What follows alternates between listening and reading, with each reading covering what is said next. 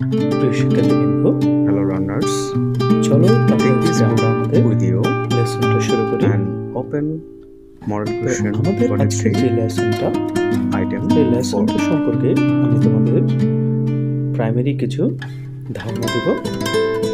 আজকের যেই লেসনটা সেটা হচ্ছেন একজন প্রখ্যাত রাষ্ট্রপতি, ফেমাস একজন প্রেসিডেন্ট, ওনার নাম হচ্ছে নেলসন ম্যান্ডেলা।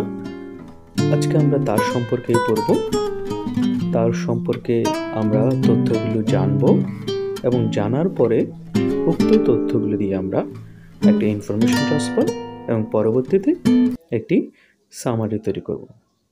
তো আশা করি তোমরা মনোযোগ দিয়ে শুনবে এবং পরবর্তীতে আমরা ইনফরমেশন ট্রান্সফারগুলো করার সময় তাহলে তোমাদের জন্য অনেক সুবিধা হবে, কারণ প্যাসেজটা যদি না বোঝো তাহলে তোমরা ইনফরমেশন ট্রান্সফার এবং সামারি করতে সমস্যার সম্মুখীন হবে।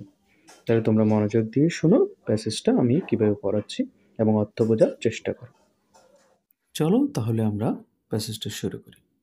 Nelson Mandela was born in Transkei, South Africa on 18 July 1918. 1918 সালের 18 জুলাই সাউথ আফ্রিকার ট্রান্সকেইতে নেলসন ম্যান্ডেলা জন্মগ্রহণ করেছিলেন। তাহলে এই তথ্যটা তোমাদের জন্য গুরুত্বপূর্ণ, তাহলে মনে রাখতে হবে নেলসন ম্যান্ডেলা জন্মগ্রহণ করেছিলেন 1918 সালের 18 জুলাই এবং স্থান হচ্ছে সাউথ আফ্রিকার ট্রান্সকেই শহরে। He joined the African National Congress in 1944. তিনি 1940 সালের জাতীয় কংগ্রেস, আফ্রিকান যে জাতীয় কংগ্রেস দল রয়েছে সেটিতে যোগদান করেন 1944 সালে and was engaged in resistance against the ruling national party's apartheid policies. তিনি 1944 সালে জাতীয় কংগ্রেসে যোগদান করেন এবং জাতীয় বৈষম্য নীতি দূর করতে ক্ষমতাসীন ন্যাশনালিস্ট পার্টির বিরোধিতা করেন। সে সময় যেই পার্টি ক্ষমতায় ছিল সেই পার্টিটা হচ্ছে ন্যাশনাল পার্টি। তো জাতিবিদ্বেষ দূর করতে, অ্যাপার্থাইড মানে হচ্ছে জাতিবিদ্বেষ, তাদের যে জাতিবিদ্বেষ পলিসি, হ্যাঁ, দ্যাট মিনস তখন হোয়াইট এবং ব্ল্যাকদের মধ্যে একটি দ্বন্দ্ব লেগেছিল। সেই দ্বন্দ্বর কারণে সেখানে জাতিগতভাবে একটা বৈষম্য সৃষ্টি হয়েছিল। তো সেই জাতিগত বৈষম্যের বিরুদ্ধে দাঁড়িয়েছিলেন তিনি এবং তিনি তখনকার সময় যে ন্যাশনাল পার্টি ছিল তাদের বিরুদ্ধে গিয়ে তিনি প্রতিবাদ করেন।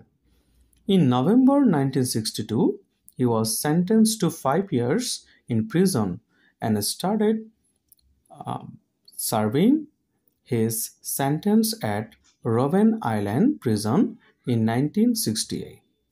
তাহলে দেখো এই বিরোধিতার কারণে তাকে ইন নভেম্বর 1962 সালের নভেম্বরে হি ওয়াজ সেন্টেন্স টু এটা একটা ফ্রেজ, এটা অর্থ হচ্ছে শাস্তি দেওয়া। 5 ইয়ার্স, তাকে 5 বছর শাস্তি দেওয়া হয়েছিল ইন প্রিজন, অর্থাৎ তাকে 5 বছরের জন্য জেল দেওয়া হয়। And started serving his sentence at Robben island prison in 1963। এবং তিনি 1963 সাল পর্যন্ত রোবেন দ্বীপে তিনি সাজা ভোগ করেছিলেন বা কারাভোগ করেছিলেন। তিনি এই রোবেন দ্বীপ তখনকার সময়ে দ্বীপান্তর ছিল শাস্তিস্বরূপ, দ্বীপান্তর করা হতো। দ্বীপান্তর মানে হচ্ছে নির্জন কোনো দ্বীপে শাস্তিস্বরূপ হিসেবে তাকে জেলে পাঠানো হতো।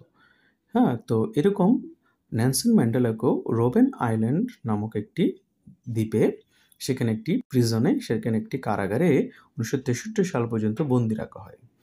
From 1964 to 1982, he was again imprisoned at Robben Island prison, then later moved to Portsmouth prison, during which his reputation as a potent symbol of resistance to the anti-apartheid movement grew steadily.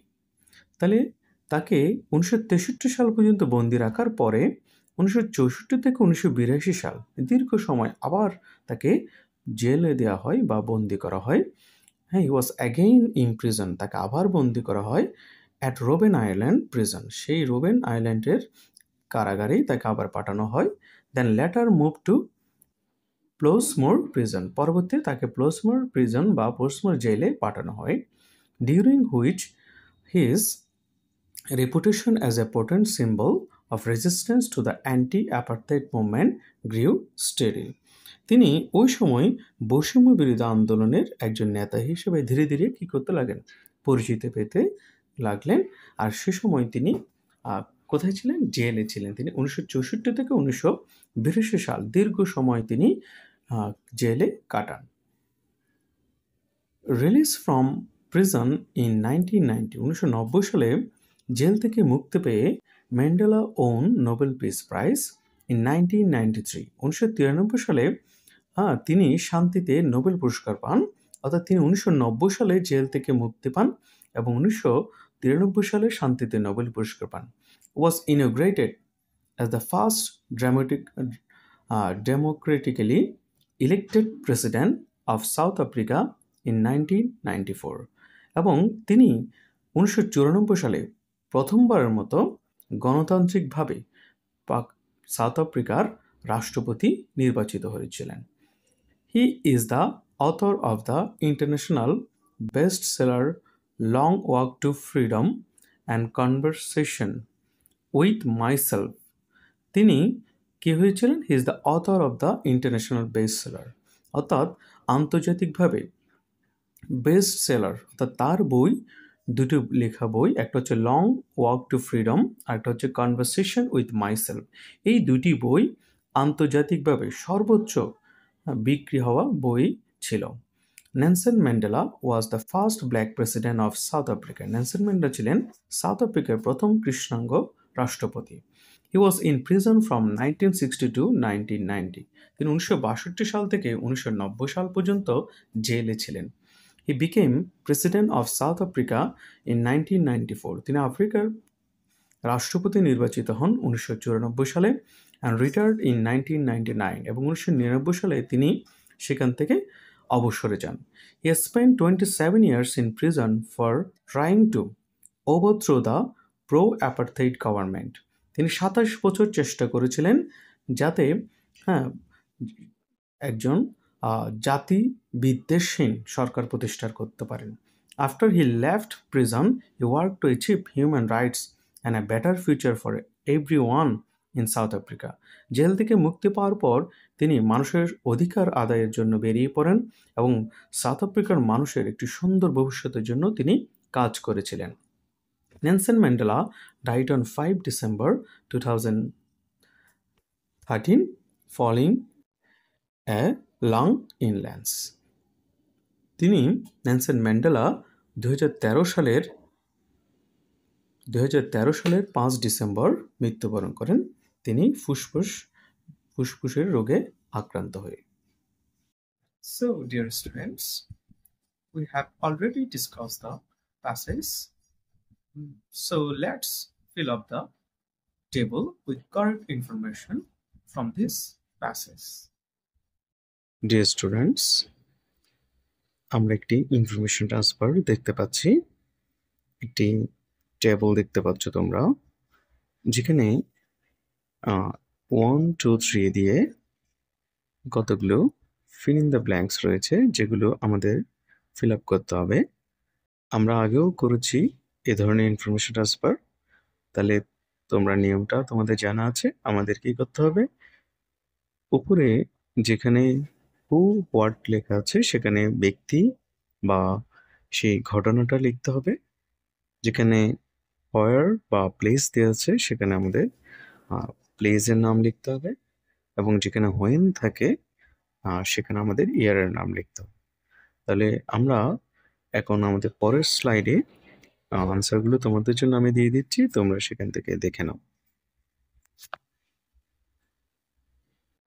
Students, আমরা আগের স্লাইডে যেই টেবলটা দেখেছি সেটির answer এই স্লাইডে দেয়া হলো তোমাদের জন্য। দেখো, প্রথম যে আনসারটা আমরা দেখতে পাচ্ছি, ট্রাস্কেই সাউথ আফ্রিকা। তোমরা আগের স্লাইডে দেখেছ প্রথমে যেই ইনফরমেশনটা খুঁজেছিল আমাদের কাছ থেকে সেটি ছিল একটি প্লেস সম্পর্কে। সেজন্য এখানে সেই প্লেসটি হচ্ছে ট্রাস্কেই সাউথ আফ্রিকা। এভাবে করে পরপর করে উত্তরগুলো সাজানো রয়েছে, দেখতে পাচ্ছ। যেই গ্যাপের মধ্যে সাল খুঁজেছে বা সময় খুঁজেছে সেখানে ইয়ার দেয়া আছে, আর যেখানে প্লেস কথা বলা হয়েছে সেখানে প্লেস এর নাম দেয়া আছে। আমরা ইনফরমেশনগুলো আমাদের যে প্যাসেজ পড়েছি সেই প্যাসেজের মধ্যে পেয়ে যাব, হ্যাঁ, এবং সেখান থেকে এগুলো পরপর করে তোমাদের জন্য উত্তর সহ দেয়া হলো এখানে। তোমরা উত্তরগুলো নোট করে নেবে। I hope you have learned something valuable. Please revise what we discussed today and don't forget to complete your homework. If you have any questions, feel free to ask me in the next class or through comments. Take care, stay safe. See you in the next class. Goodbye.